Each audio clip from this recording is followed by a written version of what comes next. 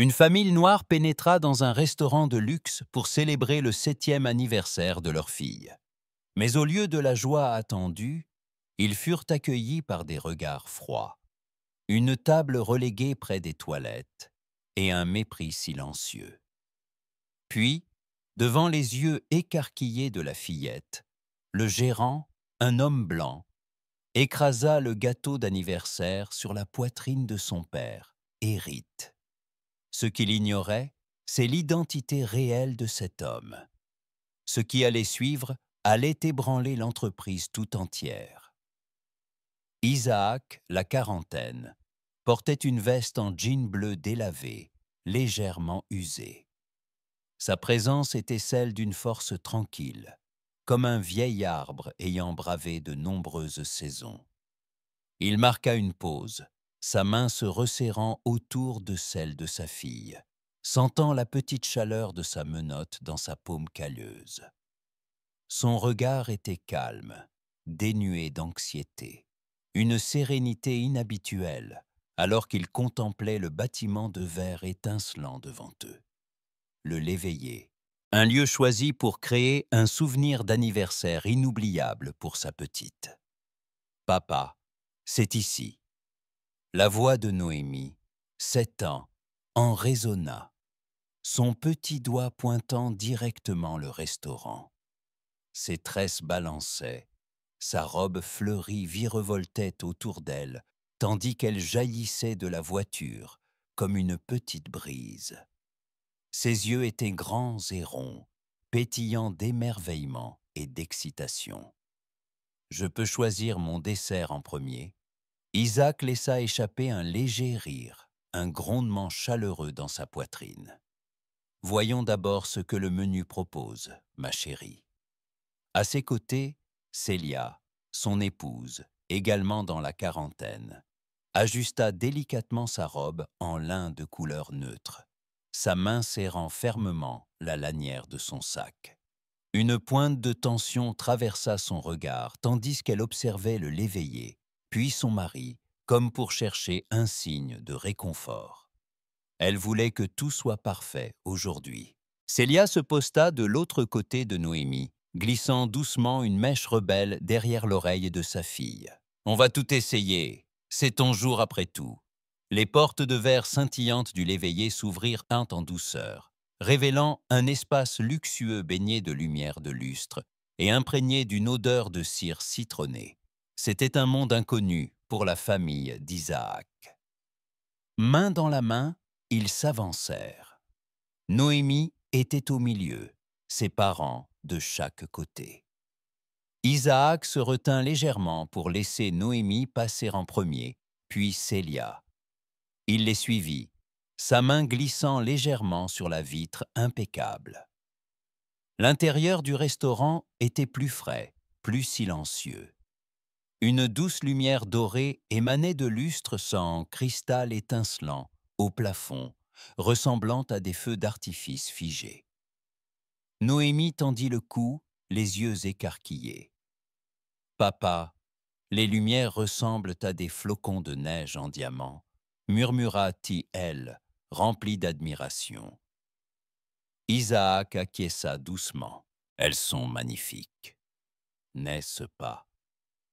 Elle hocha la tête, hypnotisée, puis se pencha plus près de ses parents, parlant juste assez fort pour qu'ils l'entendent. Tout le monde est habillé comme pour aller à un spectacle.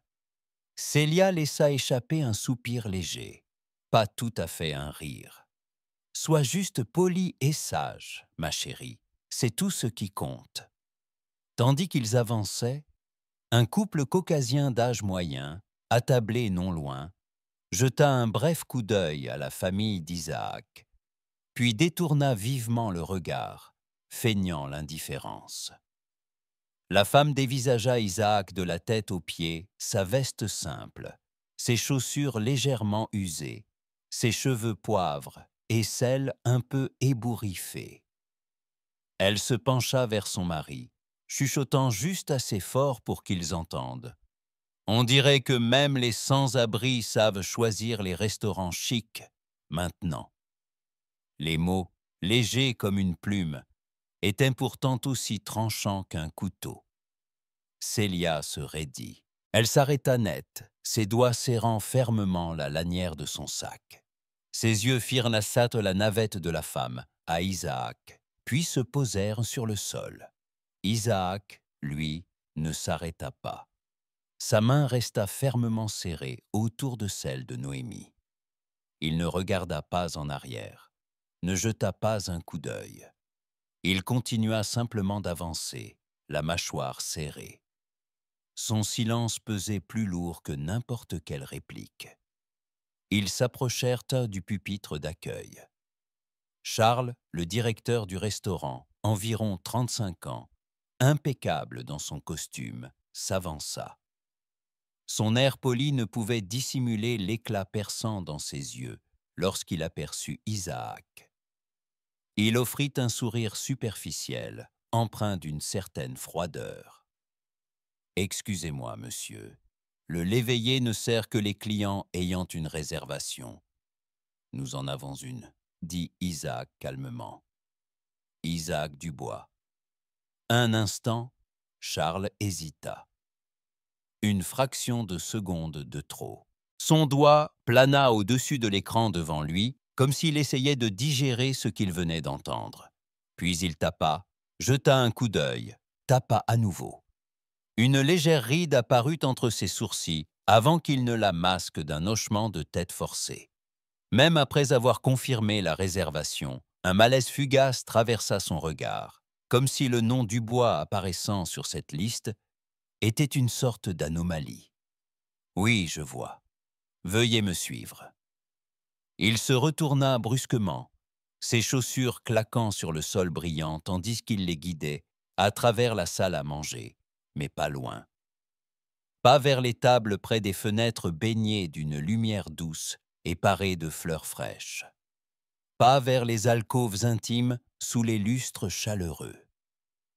Il s'arrêta devant une petite table située près du passage menant aux toilettes. Elle se trouvait directement sous une bouche d'aération, d'où s'échappait un courant d'air froid, tel un invité indésirable. Le léger bruit des chasses d'eau et de l'eau qui coule résonnait du couloir. Célia hésita. Son sourire s'était évanoui. Elle regarda la table, puis Charles. « C'est notre table. »« Excusez-moi, madame, » dit Charles avec une politesse impersonnelle, son regard balayant la veste en jean délavé d'Isaac, puis s'attardant brièvement sur Noémie, comme pour évaluer leur présence indésirable. « Nous sommes très occupés ce soir. C'est la seule table disponible pour le moment. » Isaac tira une chaise pour Célia. Il se pencha, murmurant à Noémie, « Ce n'est rien, ma chérie. Papa est là. » Charles jeta un coup d'œil rapide à une autre table. Une famille caucasienne assise près de la fenêtre, sous un éclairage doux et des bougies parfumées. Il se dirigea vers eux, se penchant pour servir de l'eau, leur souhaitant bruyamment un joyeux anniversaire, ce qui provoqua des rires joyeux aux alentours. Il le fit avec ostentation, comme pour souligner la différence entre les deux familles. Noémie le regarda partir, la confusion visible sur son front. Pourquoi il ne nous a pas souri? Papa Isaac regarda sa fille, secouant légèrement la tête. Parfois, les gens oublient de voir la personne qui est devant eux. Quelques minutes plus tard, un jeune serveur apporta les menus, les déposa hâtivement sur la table et repartit. Peu après, on leur servit de l'eau et une corbeille de pain focaccia tiède. Noémie put en grignoter un petit morceau, mais ce fut tout ce qu'ils reçurent pendant longtemps. Les serveurs continuaient de s'activer dans la salle, mais tous semblaient avoir un accord tacite, évitant de regarder leur table. Un jeune commis de salle passa avec un plateau vide. Il ralentit, jeta un regard hésitant vers leur table, puis continua son chemin. Un autre serveur apparut près du bar, remarqua la famille assise seule, puis se détourna rapidement, disparaissant derrière la porte de la cuisine sans un mot. Les yeux de ce serveur contenaient également un air de résignation, comme si ce n'était pas la première fois qu'il était témoin d'une telle scène. Leur table resta vide, aucun plat supplémentaire n'étant apporté. Il n'y avait que le cliquetis des couverts contre la porcelaine fine autour d'eux, et le murmure constant de conversation auquel ils n'étaient pas invités à se joindre. Isaac restait assis, mais pas passivement. Il y avait une attente dans son silence. Non pas le poids de la défaite, mais le genre de poids qui précède une décision, avant que quelque chose ne change. Il jeta un coup d'œil vers l'entrée une fois, puis de nouveau vers Noémie, qui serrait maintenant son petit sac à main contre sa poitrine. Célia était immobile. Ses yeux balayaient la salle, voyant tout, ne disant rien. Mais sous la table, sa main trouva celle d'Isaac, son pouce caressant doucement le dos de sa main, un geste silencieux de réconfort et de résolution inébranlable. À ce moment-là, ils étaient simplement assis là, seuls, invisibles, mais ensemble, une unité solide. Et bien que personne dans cette salle à manger n'ait vu ce qui se passait, quelque chose d'indicible passa entre eux. Une décision, un refus de se laisser ébranler. Pas encore. Un autre serveur passa près de leur table, évitant le contact visuel, sans plateau. Seule la brise de son uniforme les effleura sans reconnaissance. Une barrière invisible semblait s'être dressée entre eux et le reste du restaurant. Noémie se tortilla sur sa chaise, l'air froid de la ventilation effleurant sa nuque comme un avertissement silencieux. Elle regarda autour d'elle, ses petites mains agrippées au bord de la table. Elle tira doucement sur la manche d'Isaac. « Papa, pourquoi personne n'a encore apporté notre plat principal ?»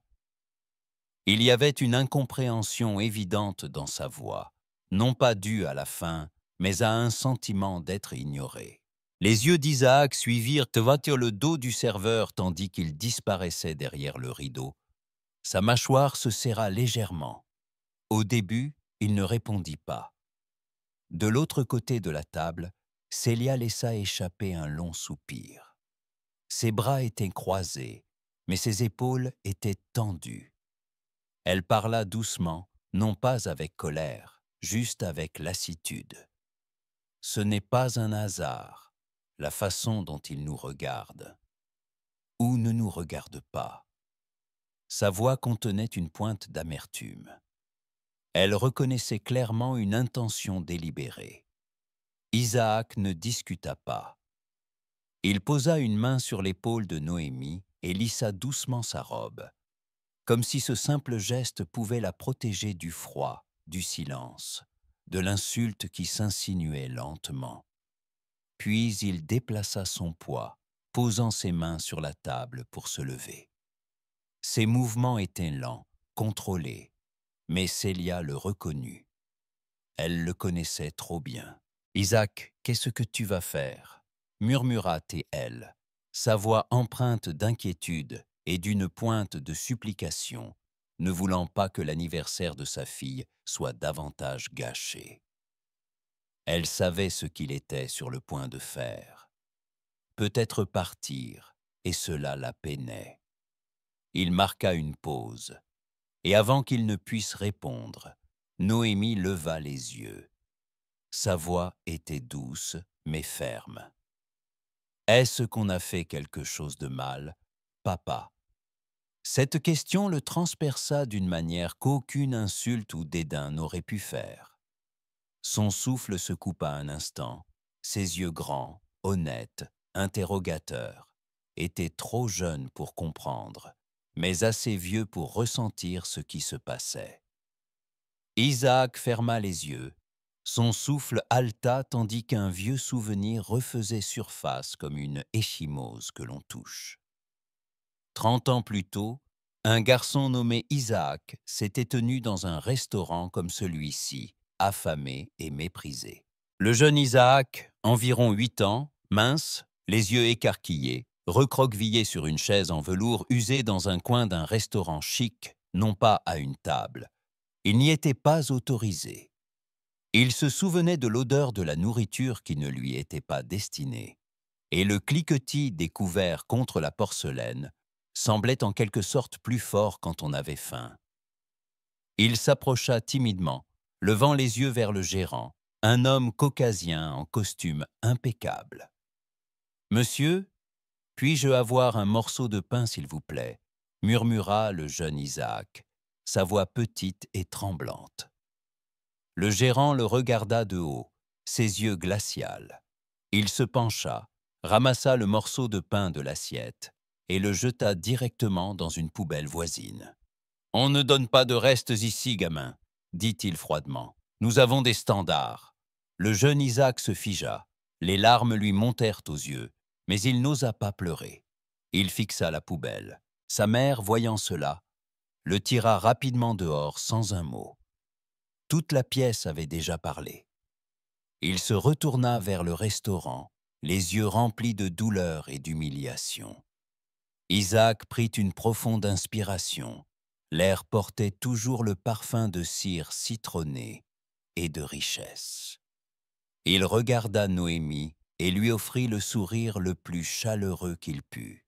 « Non, ma chérie, nous n'avons rien fait de mal. » Et sur ce, il s'assit délibérément, fermement, comme pour affirmer sa place.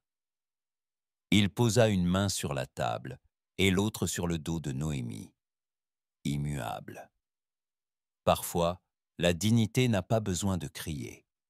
Noémie, ma chérie, resta tranquillement assise sur sa chaise, ses petites mains serrant le bord de la table. Elle regarda autour de la pièce comme si elle essayait de comprendre ce qui se passait. Charles passa à nouveau, d'un pas rapide et assuré, concentré sur tout sauf eux. En passant, le bout ciré de sa chaussure effleura un espace vide près de la table de Noémie. Il ne s'arrêta pas, ne regarda pas en arrière. Le léger sourire narquois sur son visage suggérait que ce n'était pas un accident. Le temps s'écoula lentement à la table 17, mesuré non pas en minutes, mais dans la façon dont les choses tacites planaient dans l'air, comme la condensation sur un verre qui ne serait jamais rempli. Un calme s'installa, non pas paisible, mais plein d'attente. Isaac était assis droit, silencieux, mais ses épaules portaient un poids. Les mains de Célia étaient si soigneusement repliées sur ses genoux, bien que son pouce tapotât nerveusement son poignet. Après une longue attente, sans qu'aucun plat principal ne soit apporté, Célia se pencha en avant, interpellant doucement un serveur qui passait. Elle demanda le gâteau d'anniversaire qu'ils avaient précommandé pour Noémie, sans attendre la fin du repas. Le jeune serveur hocha la tête avec regret et se rendit en cuisine. Quelques minutes plus tard, un petit gâteau, simplement mais joliment décoré, fut apporté par un autre membre du personnel et délicatement déposé au centre de la table. Noémie laissa échapper un léger souffle d'émerveillement, son visage s'illuminant instantanément.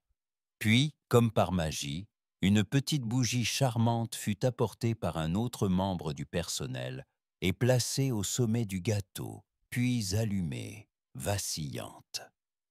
Mais à cet instant, Charles s'approcha, ses yeux balayant le gâteau, puis s'arrêtant sur Noémie, arborant un sourire social déconcertant, mi-tentative d'amabilité, mi-dissimulant quelque chose de sinistre. Il tendit rapidement la main, faisant signe au serveur de lui donner le plateau du gâteau. Célia et Isaac échangèrent un regard, un léger froncement de sourcils traversant leur visage. Ils ne savaient pas si c'était été un changement d'attitude ou une nouvelle ruse. Charles prit le plateau et, d'un mouvement délibérément maladroit, se pencha de manière inattendue, laissant tomber le gâteau d'anniversaire entier sur la poitrine d'Isaac. Du glaçage et des miettes s'accrochèrent à sa veste en jean. des traînées roses et blanches se répandant comme une lente insulte sur le bleu délavé. La bougie vacillante tomba sur le sol, s'éteignant. Noémie fixa le gâteau ruiné sur la chemise de son père. Le premier instant fut un choc incrédule, puis ses yeux commencèrent à s'embuer. Sa lèvre inférieure trembla, mais pas par faiblesse. « Pourquoi il a fait ça ?»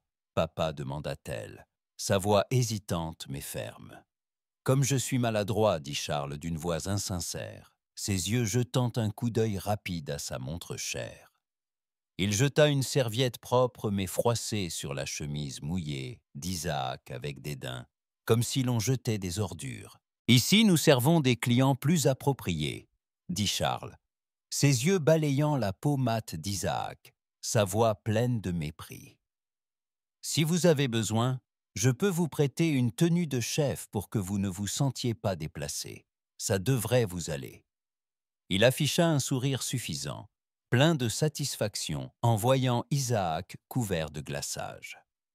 Un acte de discrimination manifeste déguisé en maladresse. Célia se leva. Le bruit de sa chaise raclant le sol fut vif, décisif. Elle regarda directement Charles, sa voix ferme, emplie de colère. « Vous avez fait ça exprès, n'est-ce pas? Juste parce que nous ne ressemblons pas aux clients que vous souhaitez. » Charles plissa les yeux vers Célia, son arrogance inaltérable. « Les standards du l'éveillé ont toujours été clairs, madame. Nous servons ceux qui les comprennent et les respectent. » Isaac regarda Noémie, voyant les épaules de sa fille secouées par des sanglots réprimés, et vit la colère de Célia. Ce n'était pas un caprice d'enfant ni une épouse faible, c'était une famille humiliée. Il se leva lentement, le gâteau toujours collé à sa chemise. Il fouilla dans sa poche et en sortit un mince portefeuille en cuir, vieux mais propre. D'un mouvement délibéré, il en tira une carte de visite et la tendit dans l'espace entre lui et Charles. « Savez-vous qui je suis ?» demanda Isaac, sa voix calme, lourde de sens. Isaac tourna la carte de visite vers l'extérieur lentement et résolument. « Isaac Dubois, actionnaire du groupe hôtelier Harmonie. » Immédiatement, l'air dans la salle à manger se figea.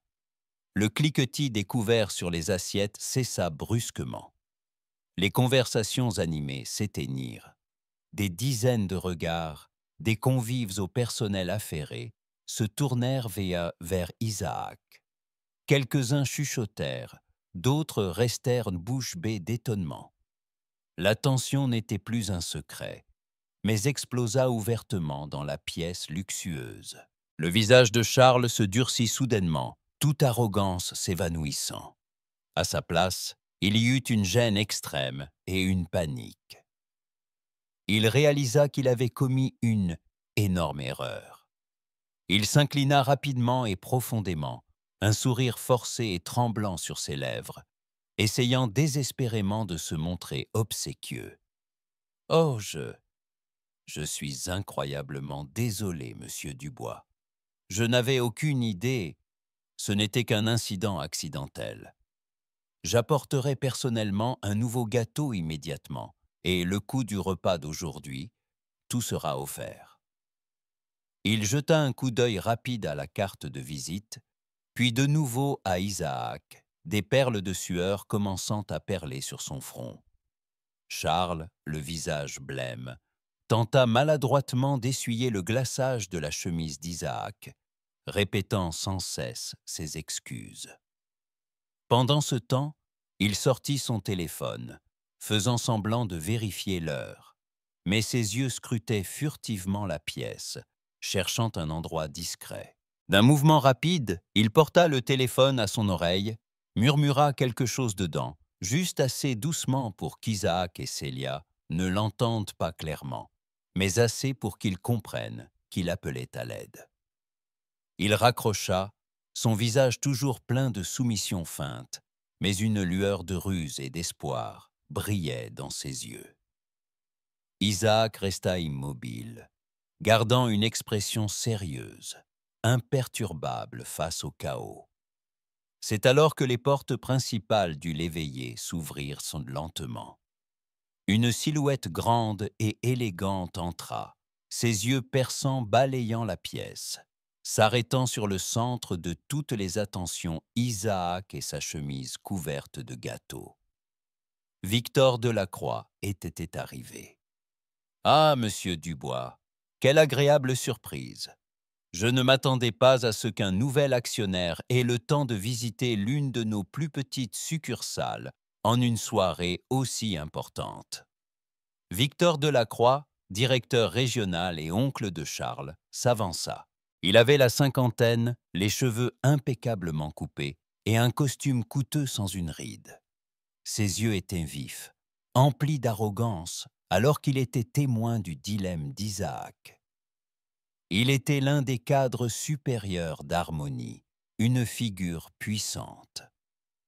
Victor avait promu Charles à ce poste de direction, et Charles s'était toujours efforcé de plaire à son oncle en maintenant les standards élevés que Victor désirait. Victor avait été secrètement informé par Charles dès l'arrivée de la famille d'Isaac, et il ne raterait pas cette occasion de discipliner publiquement Isaac, tout en démontrant son propre pouvoir. En entrant, Victor était rempli d'un sentiment de satisfaction. Il avait attendu ce moment, le moment où il pourrait discréditer publiquement Isaac, qu'il considérait comme un étranger, menaçant l'ordre qu'il avait minutieusement bâti. Victor croyait que sa présence étoufferait toute résistance d'Isaac, et il était prêt pour une démonstration de pouvoir impressionnante. Victor se dirigea directement vers Charles, mais au lieu de le rassurer, il posa une main sur l'épaule de Charles, serrant si fort que Charles laissa échapper un petit gémissement. « Charles, qu'est-ce que tu es en train de faire ? Bon sang, dit Victor doucement. Juste assez fort pour que Charles l'entende, sa voix remplie de déception et de colère, complètement à l'opposé de son calme devant Isaac. « Combien de fois t'ai-je dit de garder la tête froide ? Et maintenant quoi ? Un actionnaire couvert de gâteaux et un scandale public qui éclate. Tu me fais mal paraître. » Puis Victor se tourna vers Isaac, son sourire méprisant revenant. « Monsieur Dubois, il semble que mon gérant ait eu un léger malentendu en vous accueillant. Mais je suis sûr que vous comprenez. Dans les affaires, parfois, ces problèmes mineurs ne sont que des accidents, pas intentionnels. » Il insista sur le mot « intentionnel » avec une implication claire, comme pour avertir Isaac de ne pas aller trop loin, et aussi une menace subtile à Charles pour qu'il garde le silence. Noémie serra la manche d'Isaac, ses yeux écarquillés d'inquiétude. « Papa, pourquoi il dit ça de toi ?» Sa voix tremblait, non seulement à cause du gâteau ruiné, mais à cause d'une vague peur concernant la menace dirigée contre son père. Célia serra la main d'Isaac sous la table, ses yeux observant Victor avec lassitude, mêlée d'une colère contenue. Elle savait que ce n'était plus une affaire personnelle, c'était une bataille plus vaste, et elle se tiendrait aux côtés de son mari, quoi qu'il en coûte. Victor continua, sa voix résonnant dans toute la salle à manger, attirant l'attention de tous. Il ne cachait pas ses intentions. Quelqu'un dans la position de M. Dubois devrait savoir comment gérer les problèmes discrètement, pas en créant un tel drame public. Peut-être M. Dubois a-t-il besoin de se reposer un moment pour reconsidérer son style de gestion avant que nous ne prenions des mesures plus formelles. Il insista sur reposer et mesures formelles, avec malveillance, n'oubliant pas de lancer un regard perçant à Charles, comme pour dire que Charles serait le pion si les choses allaient trop loin. Isaac garda son sang-froid, bien que sa mâchoire soit serrée.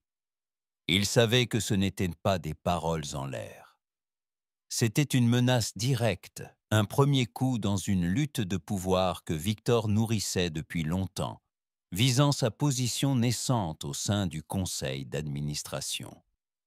Il regarda Noémie, voyant les épaules de sa fille secouées de sanglots.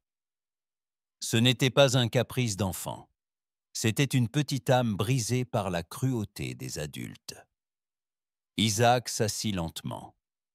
Sa veste en jean était toujours couverte de gâteaux. Ses mouvements étaient lents, réguliers, emplis de résolution. Il posa une main sur celle de Noémie. « Je ne reste pas parce que je suis en colère », dit-il doucement, mais assez fort pour que ceux qui se trouvaient à proximité l'entendent. « Je reste parce que ma fille a besoin de voir ce à quoi ressemble la dignité quand elle est mise à l'épreuve. » Célia s'assit également, serrant la main d'Isaac sous la table. Ses yeux brillaient de détermination, promettant silencieusement d'être toujours son ancre inébranlable. Noémie regarda entre eux deux, une nouvelle compréhension naissant dans ses yeux. Dans l'atmosphère tendue, avec le gâteau toujours collé à sa chemise, Isaac ne cria pas, il ne s'emporta pas, il resta simplement. Et cela, plus que n'importe quel titre ou confrontation, changea toute la pièce. Victor se tenait toujours là, arborant qu'un sourire suffisant, tandis que Charles, le visage blême, se recroquevillait derrière Victor comme un pion prêt à être sacrifié. Certains regards dans la salle à manger commencèrent à se poser sur Isaac avec curiosité et même une pointe de respect. L'incident au l'éveillé se répandit rapidement. Un jeune client, témoin de toute la scène, en enregistra secrètement une partie sur son téléphone et la posta sur les réseaux sociaux avec la légende « Aujourd'hui, j'ai vu un homme défendre sa dignité, pas l'argent ». Il était couvert de gâteaux, mais était la seule personne véritablement élégante dans cette pièce. La vidéo devint virale à une vitesse stupéfiante, devenant le sujet numéro 1 des tendances en quelques heures seulement. Les grands médias, des journaux aux télévisions, s'emparèrent rapidement de l'histoire, transformant l'incident en un point central de débat sur la discrimination dans l'industrie du service haut de gamme. L'immense pression publique força le groupe hôtelier Harmonie à réagir immédiatement. Dans les jours et les semaines qui suivirent, Victor Delacroix tira pleinement parti de l'opportunité. Il fit rapidement de Charles un bouc émissaire, le renvoyant publiquement et déclarant que ses actions étaient nées d'une grave erreur personnelle qui ne reflétait pas les standards d'harmonie. Cette action eut lieu alors que Victor détenait encore tout le pouvoir, visant à apaiser l'opinion publique et à se protéger. Il fit cela non pas par justice, mais pour protéger la réputation de l'entreprise et sa propre position. Mais il utilisa ensuite l'incident lui-même pour accuser Isaac d'inexpérience, de nuire à l'entreprise en créant un scandale. Des réunions urgentes du conseil d'administration furent continuellement convoquées. Les actions de M. Dubois ont ruiné la réputation du groupe hôtelier Harmonie, rugit Victor lors d'une réunion à huis clos, claquant sa main sur la table. Un nouvel actionnaire comme lui ne peut pas causer de tels problèmes et nuire à notre valeur. Nous nous sommes occupés de l'instigateur. Il est maintenant temps de nous occuper de la source. Au fond, Victor ne se souciait pas vraiment de la réputation d'Harmonie ou du profit pur. Ce qu'il convoitait, c'était le contrôle, le pouvoir absolu. Il croyait que l'essence du service haut de gamme résidait dans le maintien d'une clientèle d'élite et que permettre à des inférieurs comme Isaac de s'infiltrer souillerait tout le système. Il ne voyait pas Isaac seulement comme un rival, mais comme un reflet haïssable d'un monde qu'il croyait avoir transcendé. Isaac était isolé.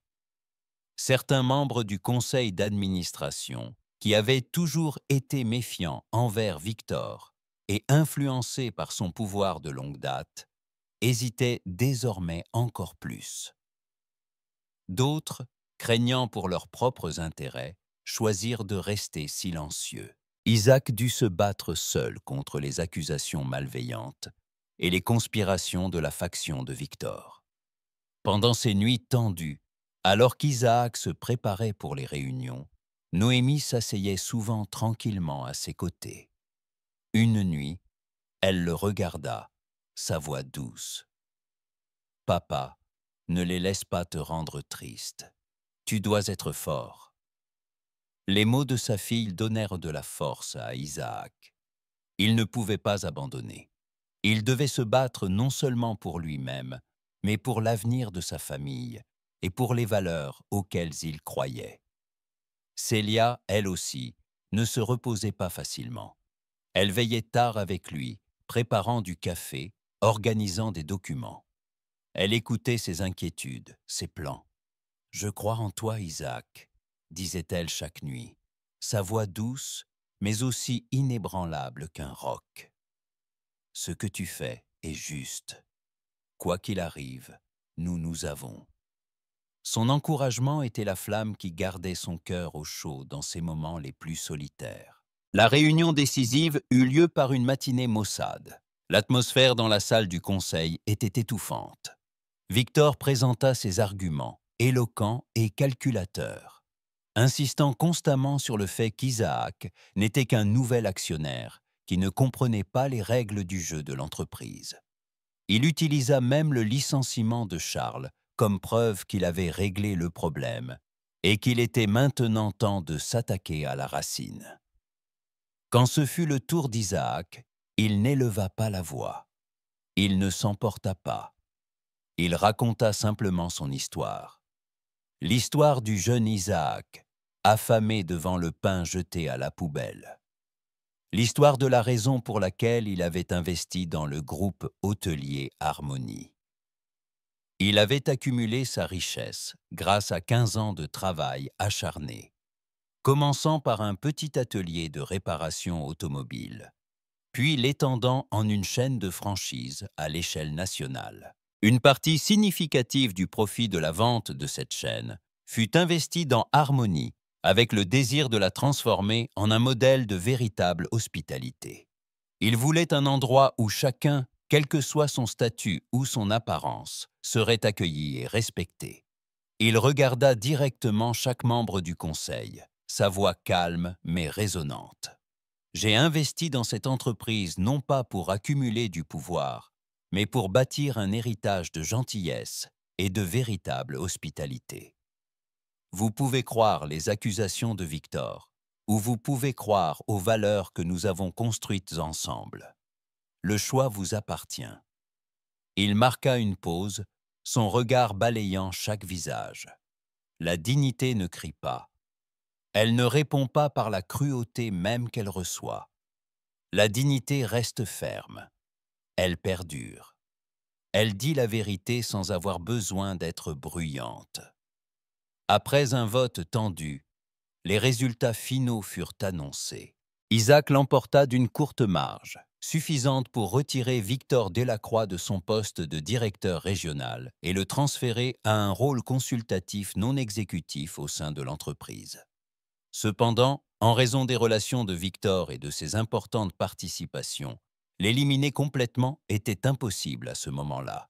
Isaac choisit de garder Victor sous surveillance, comme un rappel constant des valeurs qu'ils avaient failli perdre et des défis qui persistaient. Victor, qui avait toujours désiré le contrôle, devait maintenant assister aux changements qu'il méprisait, s'insinuant lentement dans tous les recoins de l'entreprise. Un tourment psychologique pour son ego arrogant.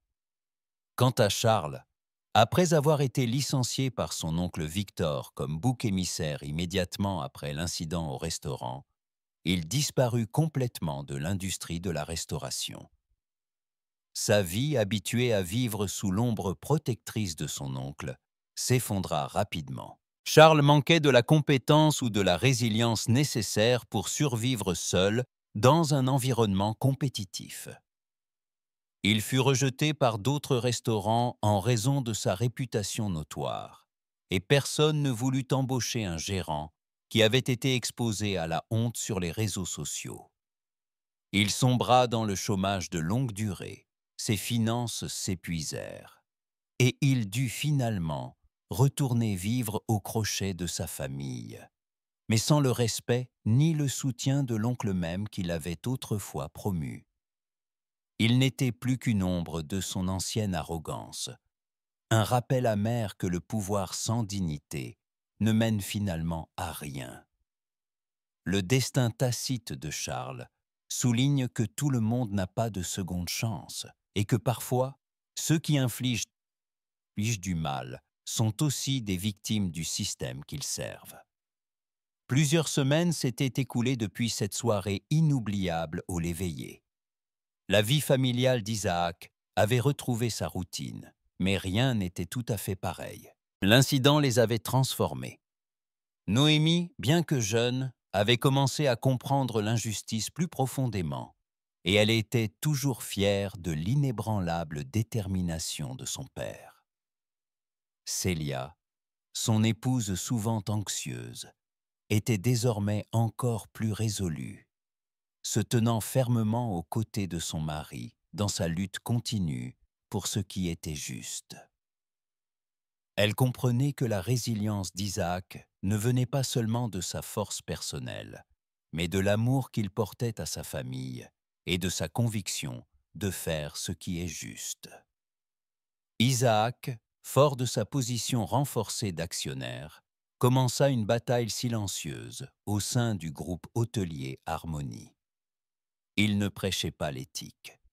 Sous sa direction, de nouvelles politiques sur la diversité et l'inclusion furent mises en œuvre.